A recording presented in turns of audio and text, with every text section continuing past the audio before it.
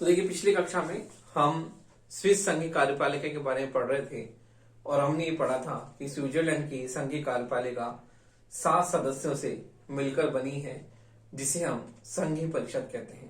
तो हम इसका संगठन एवं कार्यप्रणाली पढ़ रहे थे और हमने स्विट्जरलैंड के संघीय परिषद के सदस्यों की योग्यताएं पढ़ी थी। उसके बाद में अगला पॉइंट है कि संघीय परिषद के विभिन्न विभाग। तो देखिए संघीय परिषद के विभिन्न विभाग किस प्रकार है। संघीय परिषद के विभिन्न विभाग,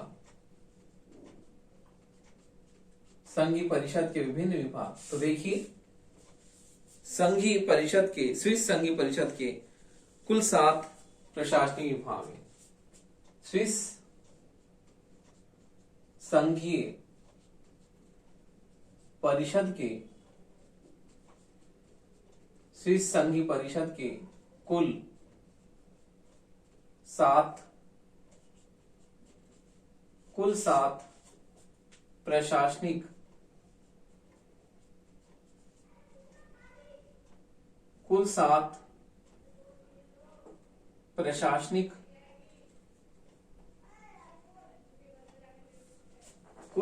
प्रशासनिक विभाग हैं।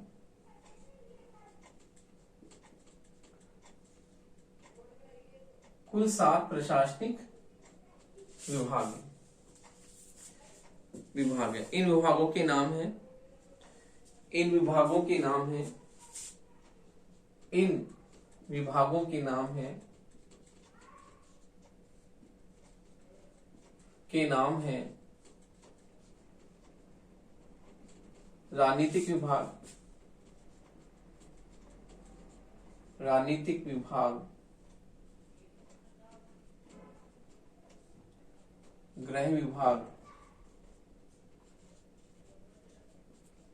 राजनीतिक विभाग, गृह विभाग,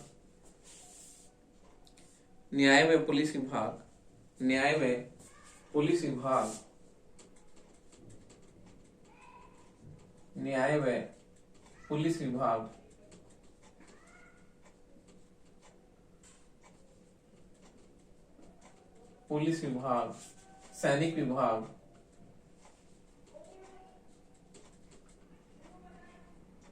सैनिक विभाग, न्याय व पुलिस विभाग, सैनिक विभाग, वित्त व प्रशुल्क विभाग,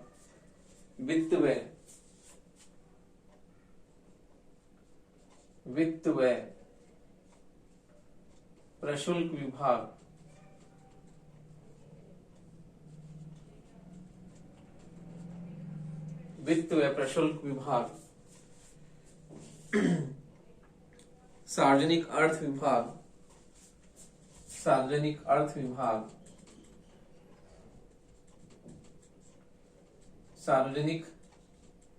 अर्थ विभाग,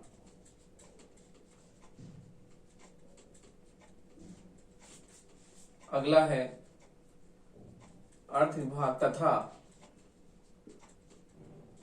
डाक व रेल विभाग। तो देखिए 7 प्रशासनिक विभाग हैं जिनके द्वारा संघीय परिषद अपने प्रशासनिक कार्यों का संचालन करती है। तो देखिए संघीय परिषद के 7 प्रशासनिक विभाग हैं। राजनीतिक विभाग, गृह विभाग, न्याय व पुलिस विभाग, सैनिक विभाग, वित्त व प्रशुल्क विभाग, सार्वजनिक अर्थ विभाग तथा डाक व रेल विभाग। तो ये 7 जो है प्रशासनिक विभाग हैं जिनके माध्यम से स्विस संघीय कार्यपालिका अपने प्रशासनिक कार्यों को कुशलता पूर्वक करती है। तो देखिए ये 7 विभाग बहुत ही महत्वपूर्ण है। इन 7 विभागों के द्वारा स्विस संघीय कार्यपालिका अपने प्रशासनिक कार्यों का निर्वाह करती है। तो देखिए हमने संघीय परिषद का संगठन देखा, अब हम संघीय परिषद की कार्यप्रणाली देखते हैं कि संघीय परिषद की कार्यप्रणाली क्या है।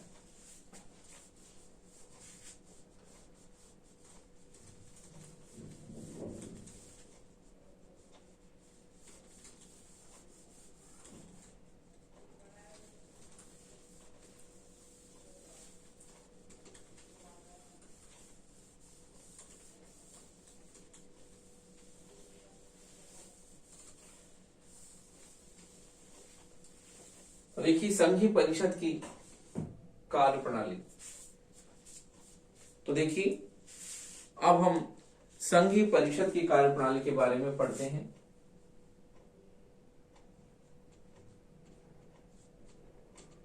संघीय परिषद की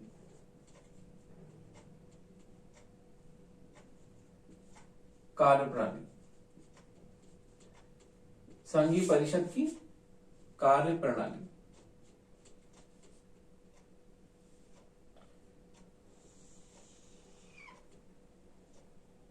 संघीय परिषद की कार्य प्रणाली किस प्रकार से है? तो देखिए संघीय परिषद की कार्य प्रणाली के बारे में कुछ निश्चित नियम हैं जो किस प्रकार है। तो देखिए संघीय कार्य प्रणाली संघीय परिषद की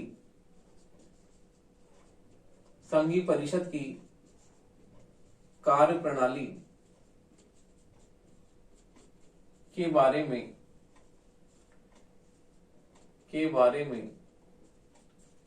कुछ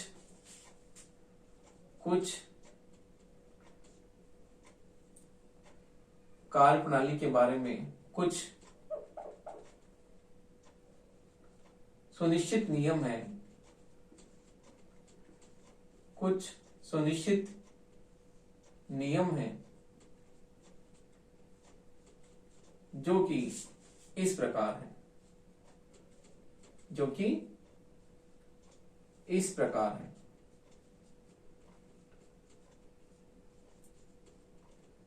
तो देखिए कुछ नियम इस कार्य प्रणाली के बारे में। पहला है कि संघीय परिषद की बैठक सप्ताह में एक बार होना अनिवार्य है। तो देखिए संघीय परिषद की बैठक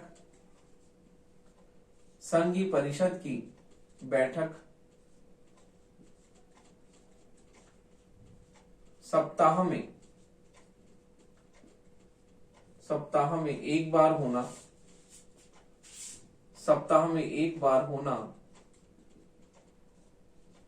अनिवार्य है।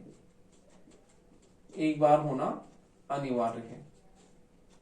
यदि आवश्यकता हुई तो एक से अधिक बैठकें भी हो सकती हैं। आवश्यकता पर डिपेंड है कि आवश्यकता पड़ने पर अधिक बैठकें भी आयोजित की जाती है। अगला है बैठक के संचालन के लिए गणपूर्ति 4 है। बैठक के संचालन के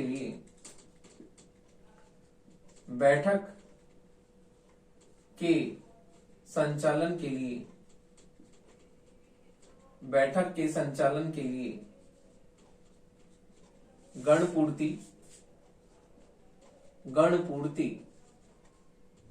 4 है। अर्थात कम से कम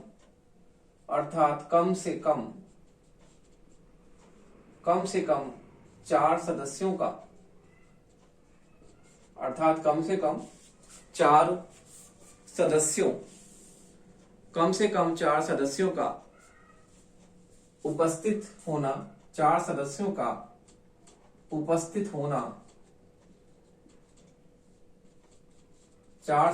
उपस्थित होना बैठक के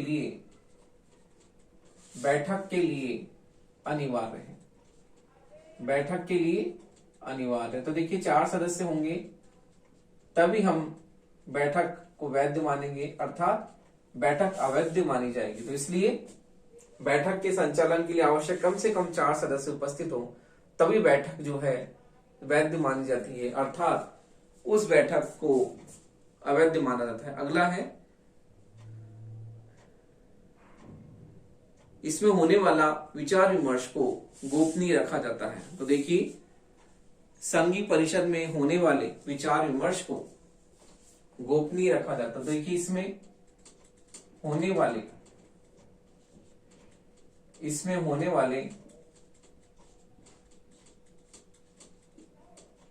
विचार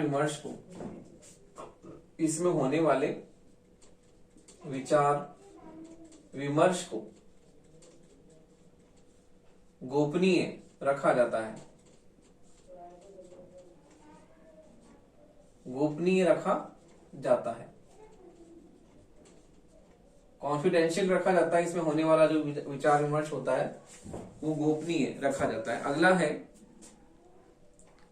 बैठक में मतदान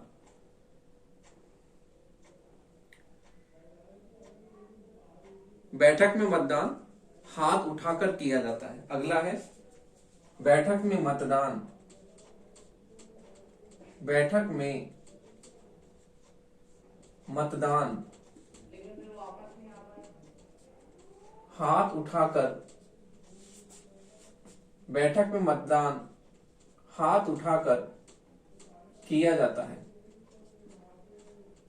हाथ उठाकर किया जाता है।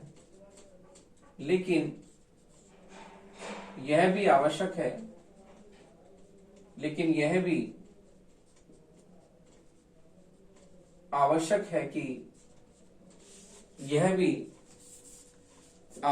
कि उस निर्णय का समर्थन कम से कम 3 मतों द्वारा, लेकिन यह भी आवश्यक है कि निर्णय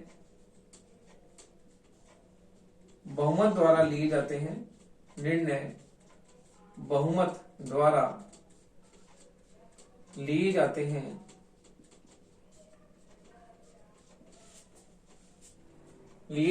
लेकिन फिर भी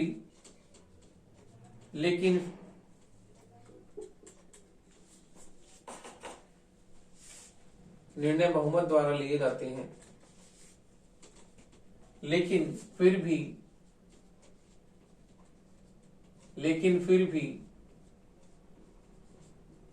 उस निर्णय पर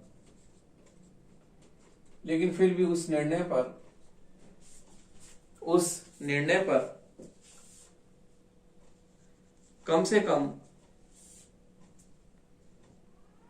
लेकिन फिर भी उस निर्णय का समर्थन कम से कम 3 मतों द्वारा उस निर्णय का समर्थन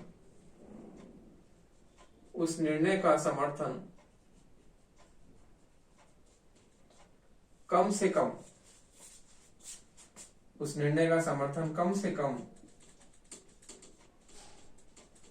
3 मतों द्वारा,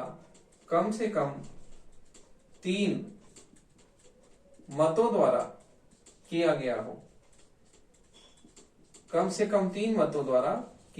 हो। तो देखिए हम देखते हैं कि संघीय परिषद की कार्यप्रणाली हम पढ़ रहे हैं और हमने देखा कि इसमें बैठक के लिए 4 सदस्यों का होना अनिवार्य है, कि बैठक गणपूर्ति 4 सदस्यों द्वारा होती है। यदि 4 सदस्य उपस्थित नहीं है तो बैठक वैध नहीं मानी जाती। उसी के साथ ही इसमें होने वाला विचार विमर्श को गोपनीय रखा जाता है, जो भी विचार विमर्श होता है वो कॉन्फिडेंशियल होता है। फिर है बैठक में मतदान हाथ उठाकर किया जाता है, तो इसमें मतदान हाथ उठाकर करते हैं, फिर भी हम देखते हैं कि निर्णय तो बहुमत द्वारा होते हैं, फिर भी यह आवश्यक है कि उस निर्णय का समर्थन कम से कम 3 मतों द्वारा किया गया हो, कम से कम 3 वोट उसके पक्ष में हो, तो ये भी आवश्यक है। अगला हम देखते हैं कि संघीय परिषद की बैठकों का संचालन उसके अध्यक्ष द्वारा किया जाता है। तो देखिए संघीय परिषद की बैठकों का संचालन संघीय परिषद की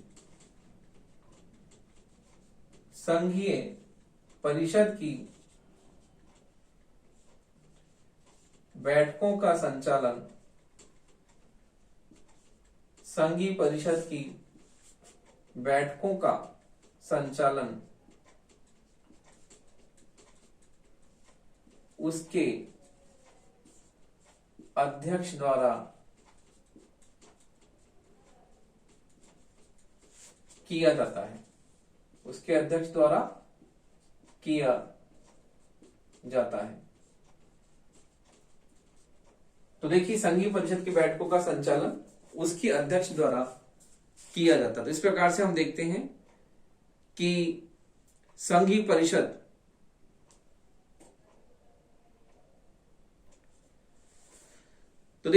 परिषद में हमने कार्यप्रणाली के बारे में देखा कि संघ परिषद की कार्यप्रणाली किस प्रकार से जो है एक परिषद के द्वारा संचालित होती है और ये एक मंत्रिमंडल की तरह ही कार्य करता है। तो देखिए इस प्रकार से हम देखते हैं कि संघीय परिषद की कार्यप्रणाली हमने देखी कि किस प्रकार संघीय परिषद जो है एक परिषद के माध्यम से जो है कार्य करती है। तो देखिए हम संघीय परिषद के कार्य एवं शक्तियां हम देखते हैं कि संघीय परिषद के कार्य एवं शक्तियां क्या है। तो देखिए इसके बाद में संघीय परिषद के कार्य संगठन के बाद में अगला टॉपिक आता है आपका संघीय परिषद के कार्य एवं शक्तियां। तो देखिए संघीय परिषद के कार्य एवं शक्तियों के बारे में हम चर्चा करते हैं कि संघीय परिषद के कार्य एवं शक्तियां क्या हैं।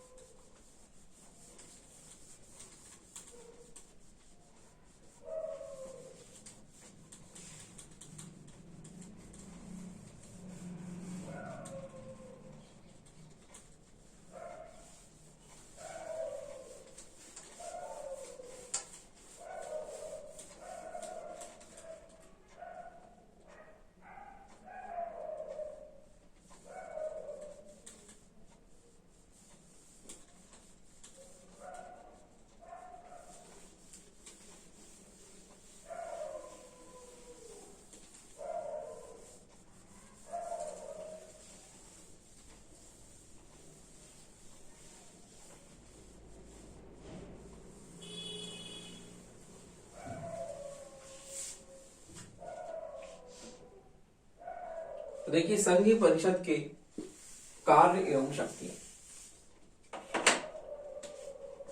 संघीय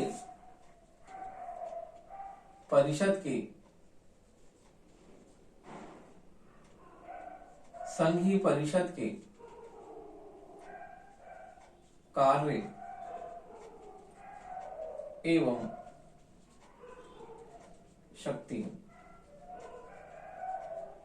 तो देखिए संघीय परिषद के कार्य एवं शक्तियां किस प्रकार हैं। तो हम देखते हैं कि स्विट्जरलैंड में जो है स्विस संविधान के अनुच्छेद 102 के अंतर्गत स्विस संविधान के अनुच्छेद स्विस संविधान के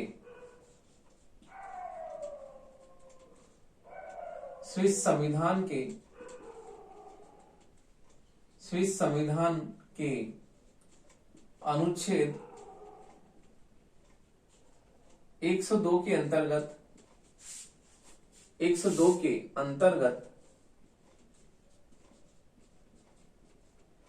स्विस संघीय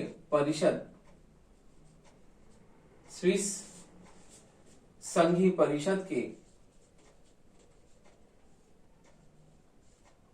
कार्य एवं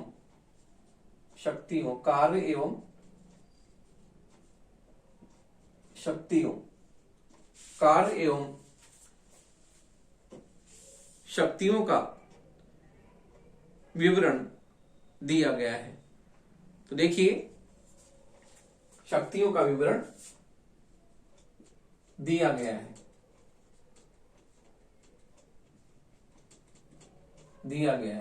इससे यह स्पष्ट होता है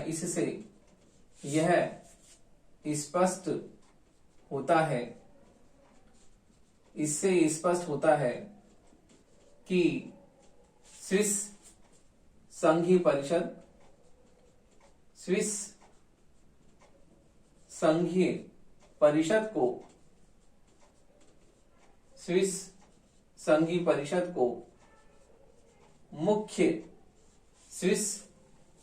परिषद को मुख्यतः कार्यपालिका संबंधी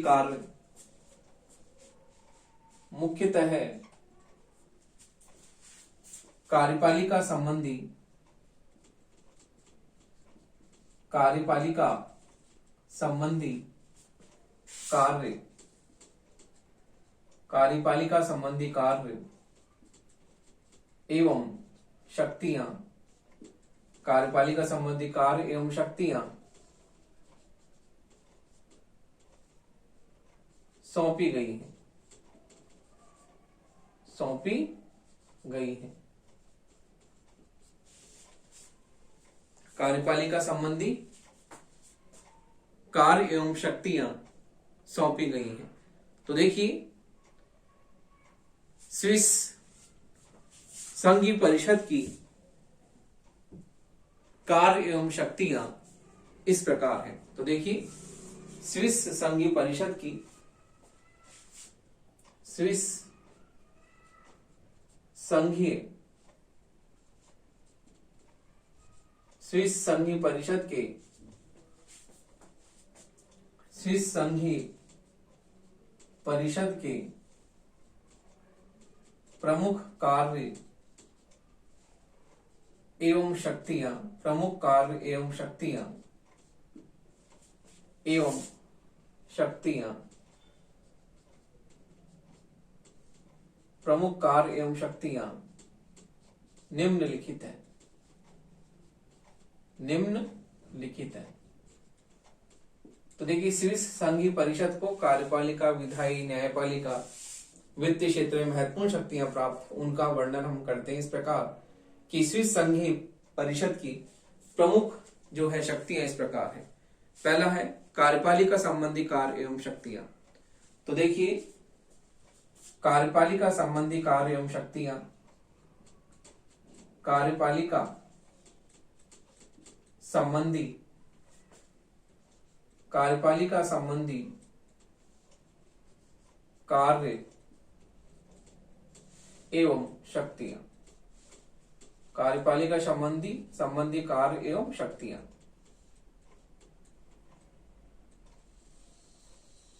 संबंधी कार्य एवं शक्तियां। तो देखिए स्विस संघीय परिषद की कार्यपालिका संबंधी शक्तियां इस प्रकार है। तो देखिए इसके कार्यपालिका संबंधी कार्य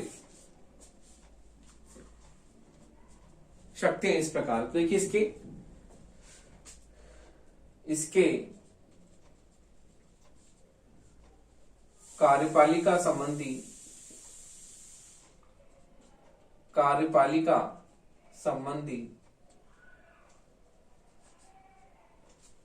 प्रमुख कार्य, कार्यपालिका संबंधी प्रमुख कार्य एवं शक्तियां, कार्य एवं शक्तियां निम्न है, निम्न है। तो देखिए स्विस संघीय कार्यपालिका के प्रमुख कार्य एवं शक्तियां इस प्रकार है। पहला है संघीय परिषद सार्वजनिक प्रशासन की नीतियों को, संघीय परिषद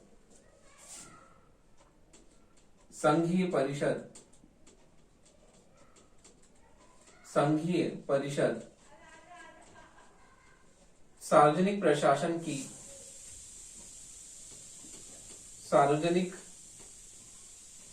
प्रशासन की, सार्वजनिक प्रशासन की नीतियों को निश्चित करती है, नीतियों को निश्चित करती है,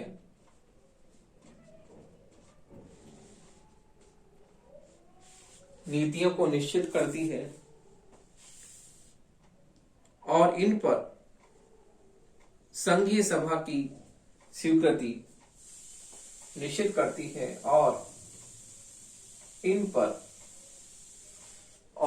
पर संघीय सभा की स्वीकृति, इन पर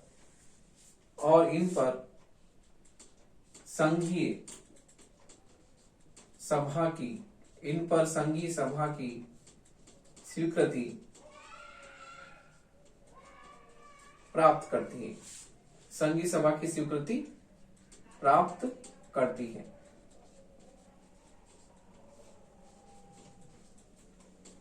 संघीय सभा की स्वीकृति पाने के बाद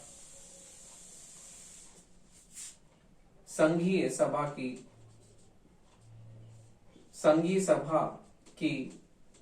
स्वीकृति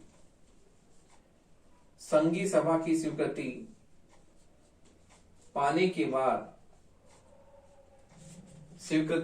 के बाद परिषद इन नीतियों को पाने के बाद परिषद इन नीतियों को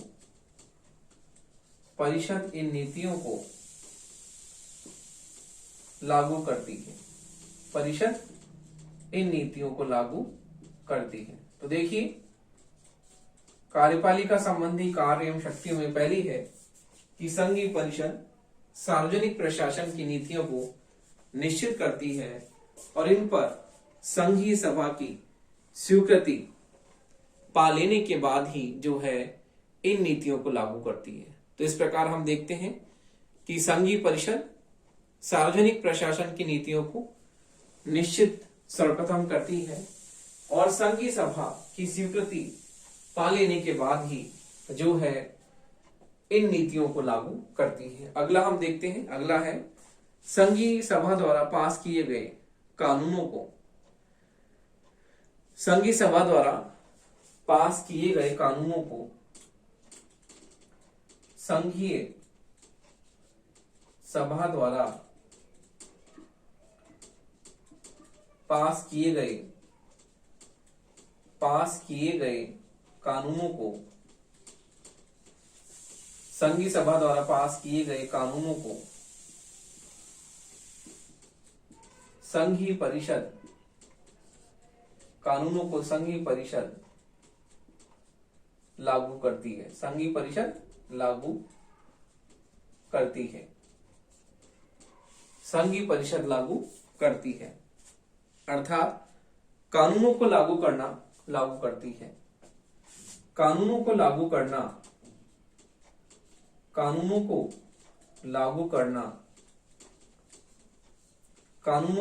करना उसकी विशेष जिम्मेदारी है। कानूनों को लागू करना उसकी विशेष जिम्मेदारी है। तो देखिए, इस प्रकार से हम देखते हैं कानूनों को लागू करने में संघीय परिषद की महत्वपूर्ण भूमिका होती है और संघीय सभा जिन कानूनों को पास करती है उन कानूनों को संघीय परिषद प्रमुख रूप से लागू करती है। अगला है संघीय न्यायाधिकरण के न्यायिक निर्णय को संघीय न्यायाधिकरण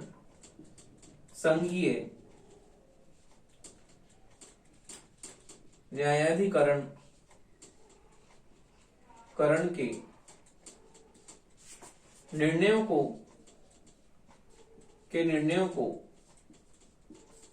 लागू करना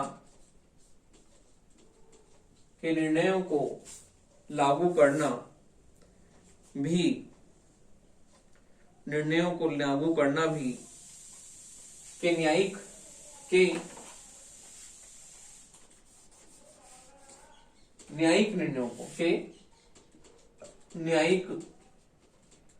निर्णयों को